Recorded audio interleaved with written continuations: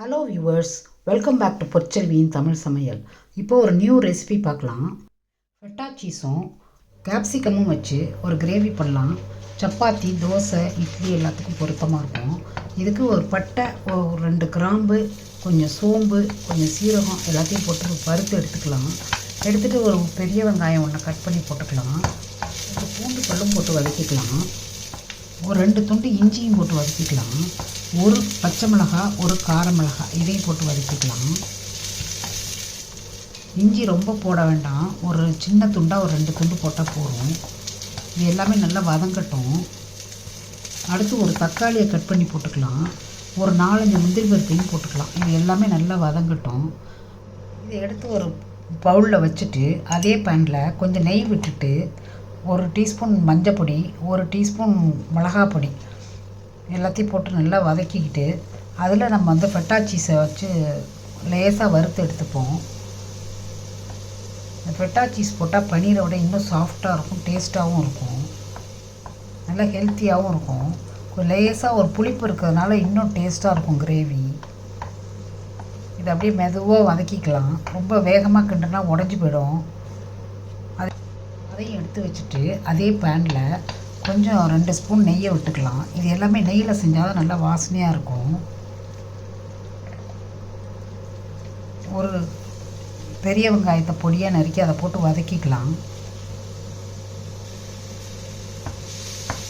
ரொம்ப செவக்க வதக்க வேணாம், வேகிற அளவுக்கு வதக்கினா போதும்.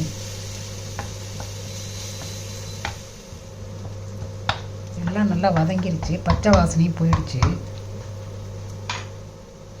அதுக்கப்புறம் அதில் மஞ்சப்பொடி, மிளகாப்பொடி, கரம் மசாலா, சீரகப்பொடி, சோம்பு பொடி, அப்புறம் வேறு ஏதாச்சும் மசாலா உங்கள்கிட்ட இருந்துச்சுன்னா, இப்போ நான் எல்லாமே கறி மசாலா தனியாக அரைச்சி வச்சுருப்பேன், அதையும் போட்டுக்கிட்டேன். மசாலா நீங்கள் வேணுங்கிற அளவு போட்டுக்கலாம். நான் எல்லாமே குறைச்சி போட்டிருக்கேன். காரம் அதிகமாக வேணுங்கிறவங்க நிறையா போட்டுக்கலாம். இந்த தக்காளி, வெங்காயம் வதக்குனதெல்லாம் மசாலாவை நல்லா அரைச்சிட்டு அதையும் தூக்கி இதில் போட்டுக்கலாம். போட்டுட்டு இதை நல்லா வதக்கிக்கணும்.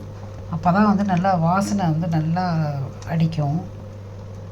நல்லா வதக்கலைன்னா ஒரு மாதிரி ஒரு பச்சை வாசனை அடிக்கும், நல்லாவே இருக்காது. இப்போ நம்ம கொஞ்சமாக தண்ணி விட்டுட்டு கிரேவி வேணுங்கிற பதத்துக்கு எடுத்து ரெடி பண்ணிக்குவோம். அது மேலே ஃபெட்டா சீஸை போட்டுருவோம். இது நல்லா கொதிக்கட்டும். கொதித்து ரெடியானதுக்கப்புறம் நம்ம வதக்கின ஃபெட்டா சீஸை போட்டுட்டு ஒரு கேப்சிகம் 1 அல்லது 2 நீங்கள் கட் பண்ணி அது மேலே போட்டுடலாம். போட்டுட்டு நல்லா இது வதங்கட்டும், நல்லா வேகணும். அது வெந்ததுக்கப்புறம் நம்ம ஃபெட்டா சீஸ் போடணும். ஃபெட்டா சீஸ் போட்டதுக்கப்புறம் கிண்ட வேண்டாம், அது எப்படியோ உடஞ்சி போயிடும்.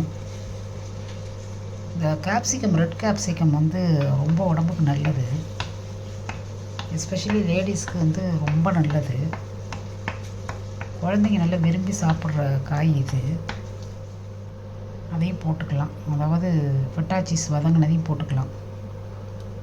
போட்டுட்டு அது அப்படியே ஒரு கிரேவி பதத்துக்கு கொண்டு வந்துட்டு அது மேலே நம்ம கஸ்தூரி மேத்தியை நல்லா பொடியாக கையால் நசுக்கி விட்டுட்டு அதில் போட்டுட்டோம்னா நல்லா வாசனை சும்மா தூக்கும்.